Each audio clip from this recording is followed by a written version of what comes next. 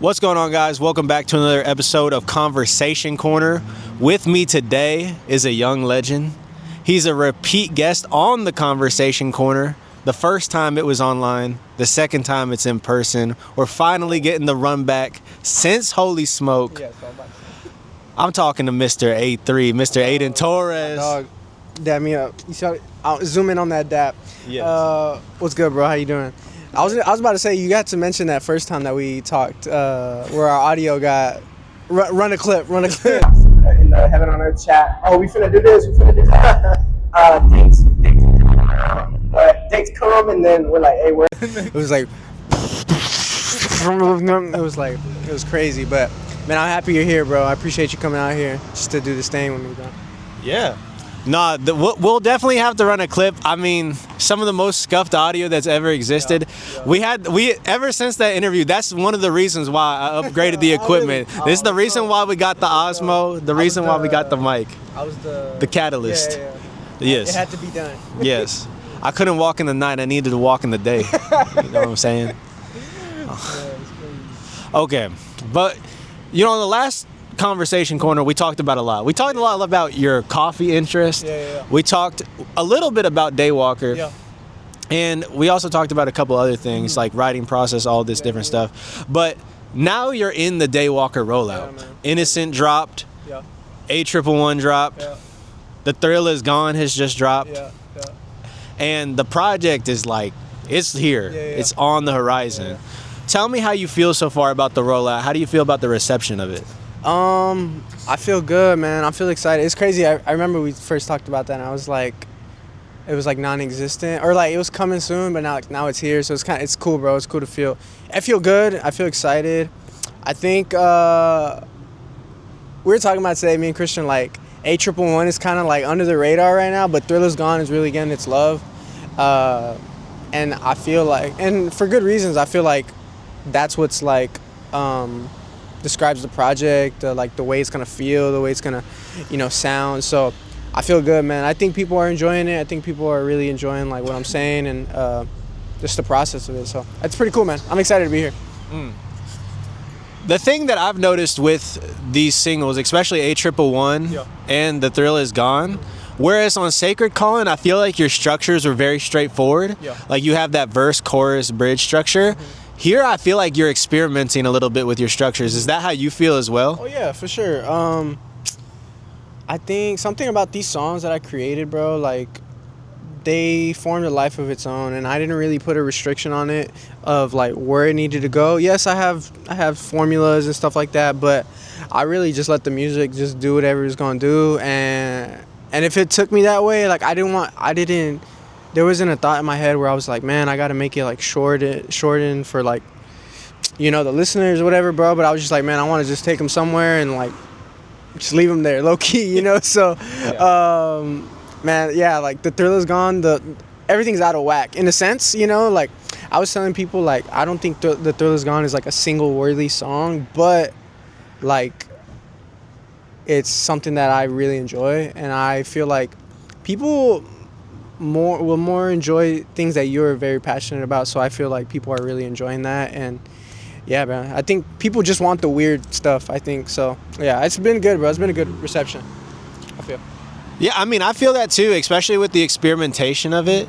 It's not really a single type of song when you think about it. Going to your point, it feels like an album cut, but the fact that you dropped it as a single, it shows those people how passionate you are, like you said. Yeah.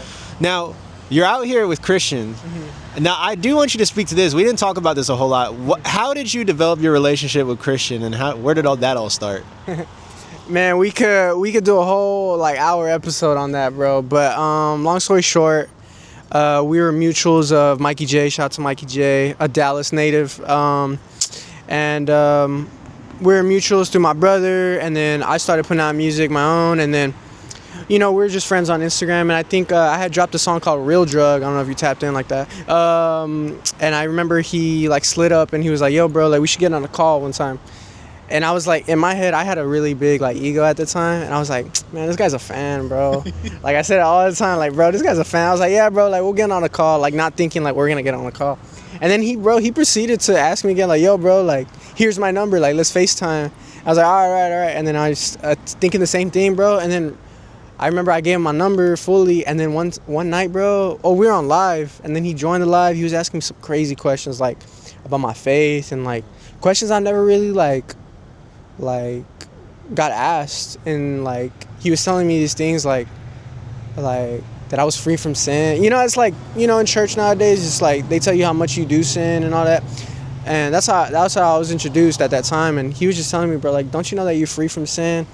So that sparked the whole conversation. We got on FaceTime, and he just really read the Bible with me. And ever since then, bro, we've been locked in, bro. I don't know how long it's been. Like, it's been years, bro. So this is my brother. This is like, he's been my mentor. He, like, did my my marriage counseling before me, like, for me and my wife. Like, bro, like, he's just my brother. And I mean, he's just one heck of a creative. Like, yeah, like, he's just amazing, man. It's my guy. Yeah, and speak to that a little bit about the creativeness, because obviously that's a lot of the life there between you and Christian. But how does he contribute to you creatively? Oh, man, I think I don't know. I wouldn't. Oh, well, I'm gonna go back on that. Like, we talk more about, like, life stuff, and I think that's what's our foundation, bro. Like, we don't need to get on a call and, like, talk about music or talk about, like, if he can help me shoot this and that and that. Like, these are always, like, at certain times when I'm dropping music, but through those times, bro, we're just talking life and just doing life together.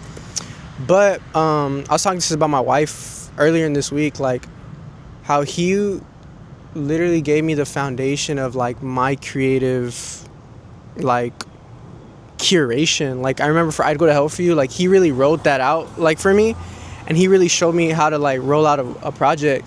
And I remember, like, it was just so, like, eye-opening, and, like, he taught me how to, like, do all that on my own. Like, now I do all of my graphic design, now I do all of my, like, all my covers and all that, but it's because of him. Like, he really taught me how to do all that. So he really put me on game. Shout out Christian, shout out friends, really. Absolutely. And with the friends, I also heard, and this is something you mentioned, like, very briefly, about the fact that you have, like, this home Bible study that you do in Atlanta. Yeah. Talk about that. How has that been going?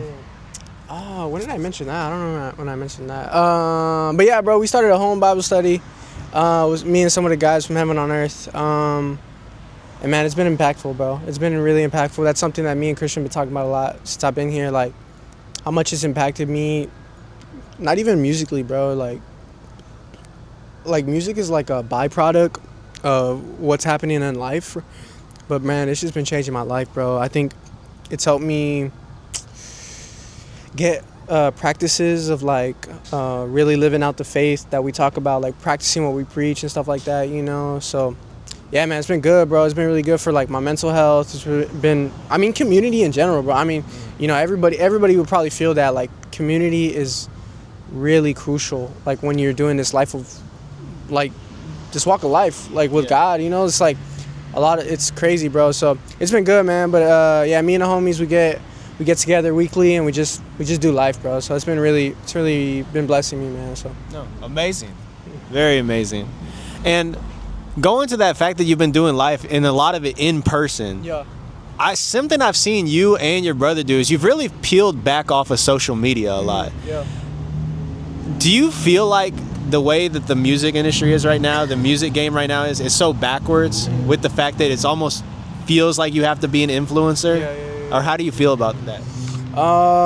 Man, I don't know. All I can tell and, like, say is from my experience, being on Instagram has not helped being on social media in general has not helped my creative process. It's actually made it worse in a sense, bro, because when I was heavy on Instagram and social media, like, I would see things on there, and then I would create from a place of, like, having to compete, and that's not a place where you want to create from. You want to create from a place of purity and a place from, like, just pure, like, love of the game, of music, of like graphic design, whatever your thing is. You want to create and do it out of pureness, bro. So I think I was when I was heavy on it, I was really creating from a place of just trying to compete, and it did not help me. It did not help my music, nothing. So with going to that whole thing with the creative process, how you felt it affecting you on social media, You obviously got off of it. Yeah. You're creating from a good place now. Now you talk a lot about your graphic design.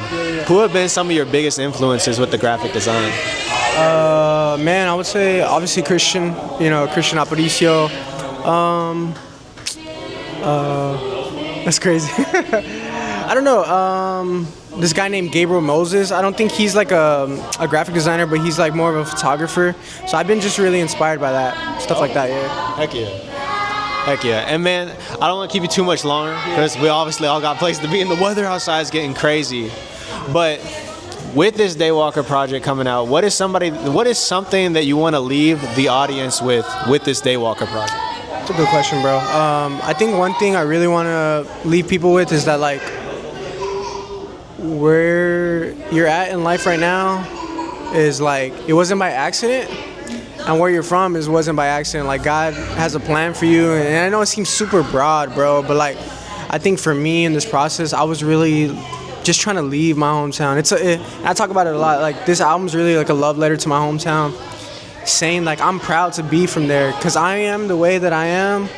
I am 8'3" because I'm from where I'm from, the Valley, the 956, right? So I guess anybody that's listening, like, you are who you are because of where you're from. Stand on that and be proud of that. Because I remember I ran away from that. I literally ran away from my hometown, because I wanted to be accepted or whatever. But it's like, man, like, I think once you really find that confidence in that, like, you can go anywhere, bro, and just be you. So, yeah, man. Yeah. Heck yeah. Well, this has been 8-3. This has been Josh's Review Corner. We'll see you on the next episode. As always, been a pleasure. Well, peace out.